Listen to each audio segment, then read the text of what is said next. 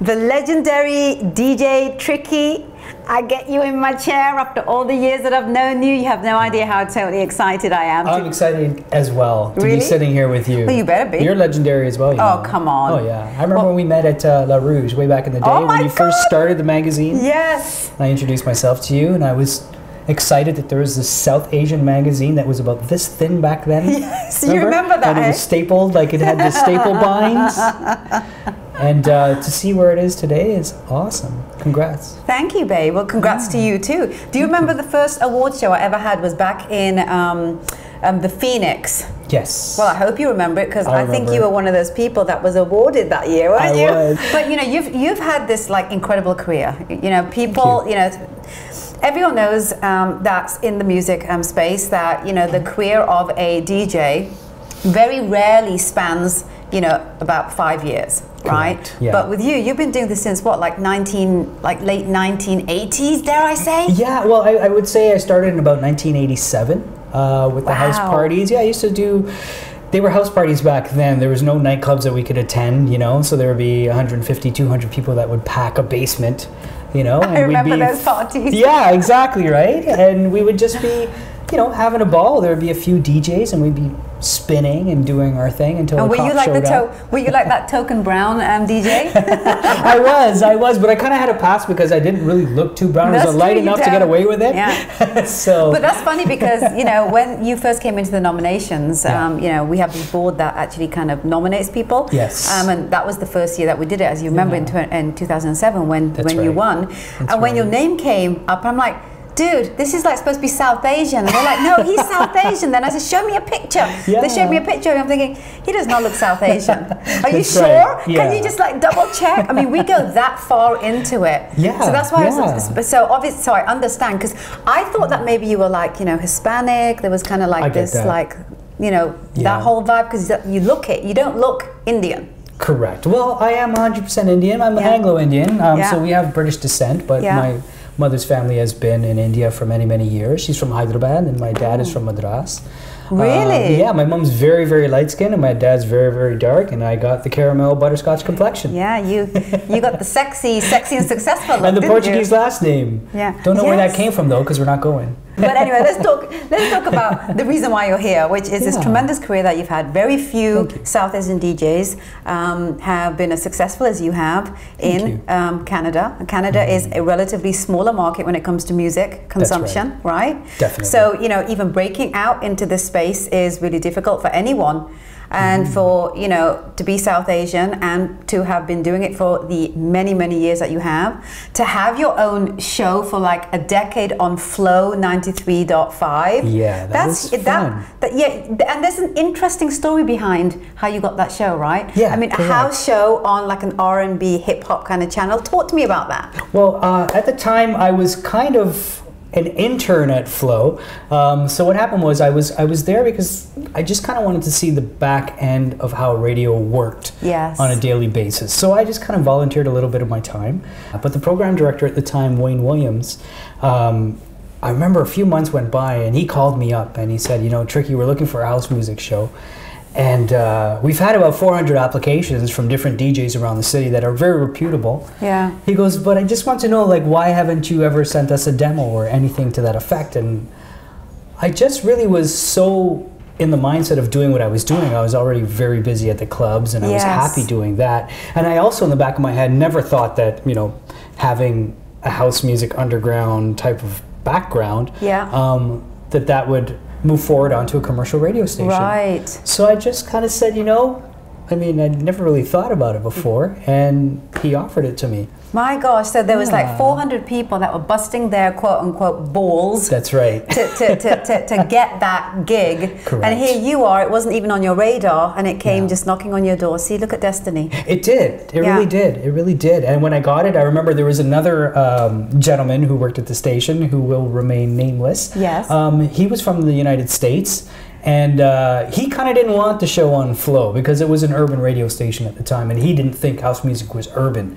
Right. So I remember he came into the room and he said, you know, Tricky, good to meet you, but you've got 6 weeks, you know, and after that 6 weeks, if there's no good feedback, then you're gone. You know, So, literally and like that. And he got to make that decision. He was the decision maker. Well, what happened was about 3 or 4 weeks into it, he got let go. Ah, see. And the show, with my boy. Exactly, right? Exactly. But the show ended up doing very well. Well, 10 years run. Yeah, That's a long time, babe. Run on Flow. Yeah, but not just on Flow. That's right. Syndication, babe. Yeah. Who gets that? So talk about that. Talk about the syndication. Like, what were all these like insane countries that picked it up? We had Russia, the UK, Germany, and France were the cats that actually picked it up and put it to air on their radio station. Massive markets. Massive markets, correct. And just being on Flow 93.5 and having an already international fan base made it easier for people in other countries who knew me and of my music to listen in. And while they were doing that, it was bringing ratings to the radio station from outside of Canada as well. Wow. My show just so happened to hit the catastrophic levels that their shows did, and that garnered enough attention for radio in those countries to put me to air. Wow, Yeah, what a awesome. Story. And people don't know this about you. You're such a humble kind of, just like your music being underground, you are such an underground personality. Thank you. You know, considering how much you've accomplished, what you're talking about here is stuff that is so pioneering. And it's, like I said, it's so rare to even be a DJ in, you know, a space like Canada. Correct. But then to be a DJ beyond 5 years, then to be one that has a show on, you know, like a major, you know, radio station like Flow. Yeah. And then you're going into this whole worldwide syndication thing. Dude, Correct. that's some sincerely insane props. Thank you so much. Do you ever look back and think to myself, I'm pretty damn fabulous? You know, I Google myself from time to time. I think we all do. Yeah. But really, you know what? I just do what I do. It's the easiest way to say it is, since I was a child, I was born into a family that was full of people that loved music. They weren't musicians, they weren't singers, but they would do that around the house. My parents were the most fabulous ballroom dancers you would ever see. Really? But they never took a lesson. They would just go to a party and cut a rug, right? Wow. My dad used to love singing songs, you know, like Bonacera and songs like that, like Frank Sinatra songs. And my mother would sing Hindi songs. Wow. And, you know, and just it would just constantly be music playing in our house. Right. So as I was a child, I mean, I used to grab the 45s and the 33s and put the vinyl on the record players and, you know, put it to the third track on the ABBA record, on the ABBA album. Yes. And listen to some Neil Diamond and some, you know, Barbra Streisand. Wow. And I would just be fully encaptured in the sounds. Right, right. So as time moved on, that stuck with me. At what point did you know that, you know, this was not a hobby anymore and that, you know, this was going to be your life's mantra? You know, I still haven't figured that out. I mean, What an honest answer. Yeah, no, I really don't look at it like a business. Even though it's a business, it's just my love for music that I continue to do this stuff. I mean, if I hated it, I would not do it. And for somebody to come up to me and book me and pay me and send me around the world and send me to hotels and book flights and, you know, give me awards. And I mean, this is just stuff where it, to this day, blows me away. Yes. Bringing it back to the ANOKHI Awards. Yes. You know, one of the very first awards that I received back in 2007. See, we were like pioneers. You were. We That's knew. Right. We knew. And it was very special because it came from the South Asian community. Yes. You know, and to me that was big. Yeah. That was really, really big for my own community to be like, hey, you know, you're doing some good stuff in this country. Absolutely. You know? Yeah. But then since then, you've gotten a ton of awards, babe, from like all kinds of fabulous, you know, mainstream, you know, entities out there. Like, talk to me about some of those. Well, come on, let's have a moment to brag. Yeah, no worries. Well, you know, back in the day, I guess another one of my major awards was getting a Canadian Urban Music Award for remixing Jully Black for Universal Music. Wow. Most recently, the 2013 Juno Awards nomination for a track I did, Hello, Hello, Hello. With this particular song, I wrote it, I produced it, I performed in it, you know, I did my own vocals in it. And I'm kind of like a shy guy because I don't consider myself the best singer in the world. but I know I have some tubes. And even though we didn't win, the nomination was great because this is musicians across Canada, our country, the entire country. And there's people being nominated like Drake and Michael Bublé and, you know, Justin Bieber and Shania Twain and all, you know, Celine Dion and all these people, and automatically you're now grouped in a category with them. Yeah. And to be able to meet them and hang out with them and you're too humble, darling. I'm listening to your story here. I'm thinking to myself, what makes you think you're any less of a talent or a creative force to be reckoned with than these guys? I mean, they've all done something that has been similar to each other. Yeah. Who's had a syndicated show, dude, around the world? But you know what? Yeah. They also go to these amazing big production houses with writers and vocalists, that vocal coaches, and they've got the best of the best. And what you're doing is really starting from the bottom. Yes. In your own little studio that's this big compared to this big. Yeah. And you're just presenting yourself without anybody around you telling you how to do it or to redo it. Yes. You're just using your own mind to completely break down the song and say, now I'm satisfied with it. So it's you against the machine. Yeah. And sometimes the machine, your perception is that machine is massive and I'm this big. Even the greatest artists in history always felt they were this. Yeah. Whereas we perceive them, you know, hundreds of years later as being this. That's right. Right, but they, until their dying moment, thought they were this. That's look right. at Van Gogh. I mean, look at Mozart. Look at these people, right? Yes. I mean, they never saw what we see. Correct. Right. So I think there's something to be said about always feeling this. Yeah. Right. Yeah, because there's always a piece of you that is this. Yes. Art is one of those things where you look back at it and you can always say, I should have done this. Yeah. In fact, this is why I don't really send my music to people and ask for their opinion. I find a lot of artists do that to me. Yes. They'll send me their music, Tricky, what do you think about this? You know, what's your opinion? What could I change? What can I make better? And I usually respond to them saying, you know, it's not my place to tell you how to do your own stuff. Just keep doing you. Yes, right? yes. And if you keep doing you, something's going to happen. I mean, that's what, you know, even with the whole EDM bubble that happened, electronic dance music, which to me is a term that really sucks because electronic dance music is everything from hip-hop to techno to house music to you name it. You're absolutely right. But they put this in this bubble and they made it this. And now in order for you to be a billionaire or a millionaire, you have to make this music. Yes. So everybody gravitates towards making that sound. Yeah.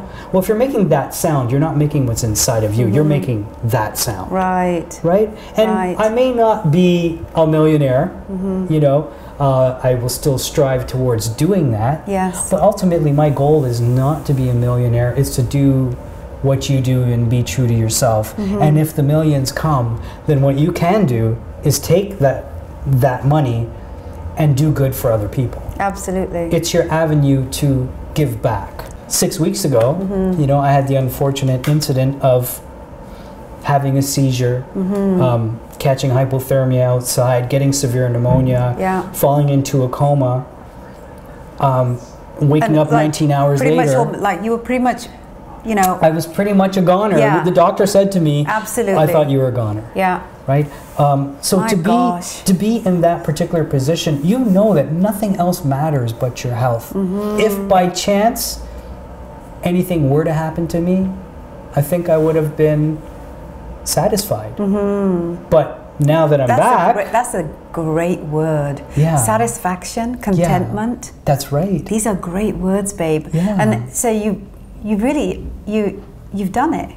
Yeah. You've done it. I feel like I've done what I needed to do. Yeah, yeah. And it's always been but with other it's people. not enough. But it's not enough for us. Yeah. Okay? Yeah. It's never enough. We your fans, right? We're not done with you. I know. So what I have to say what I have to ask you, based on this experience that you had, right? Clearly there's been a lot that you've probably had a chance to think about. Yeah.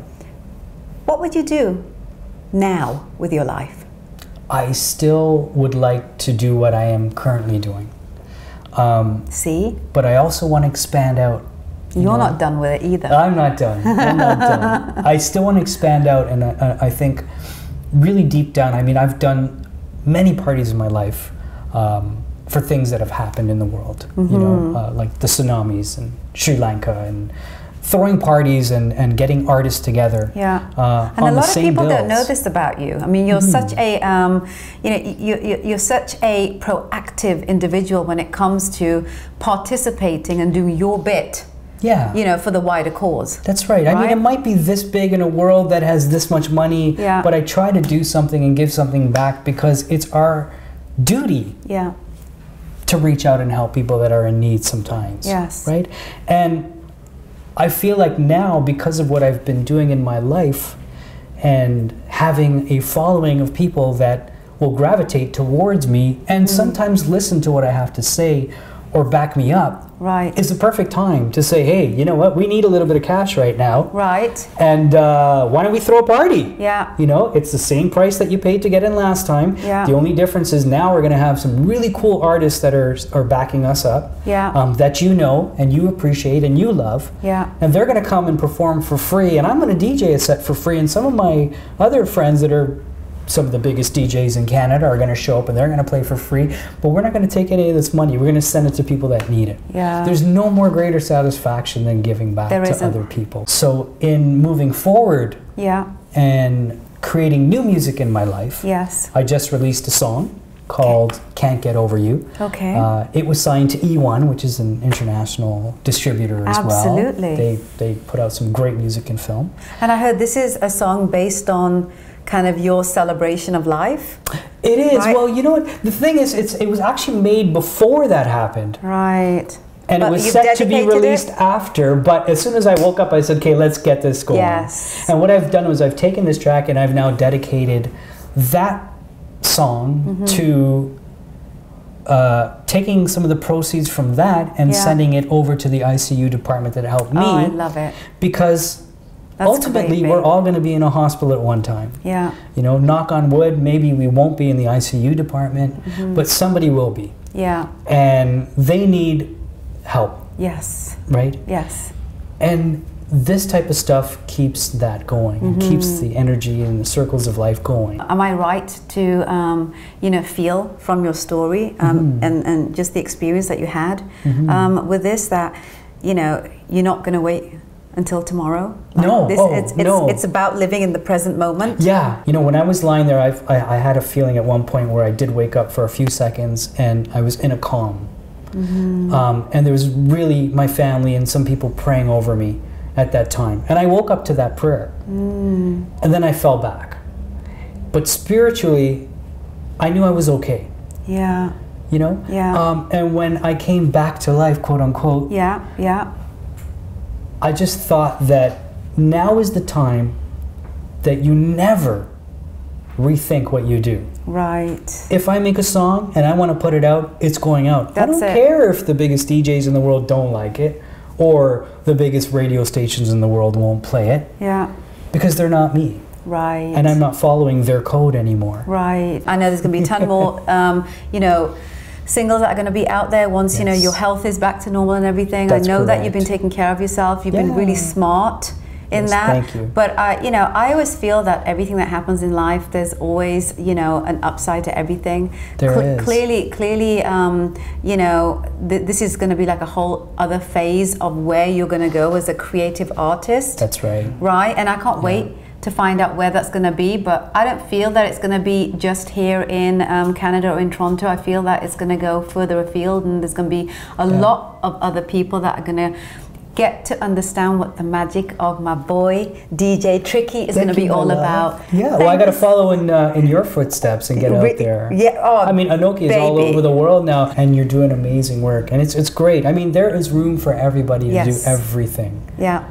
You know. I just want my slice of the cake. I don't need it all. I'll share the cake with all the other fabulous people out there. And on that note, thank you for your time. I can't wait till you come back and talk to me about all the other fabulous things that I know that are going to happen now that you're going to go from slow mo to warp speed. That's right, exactly. That's what's going to happen now. Absolutely. 100%. Thank you, love. Adore you. Always good seeing you and sitting too. down with you.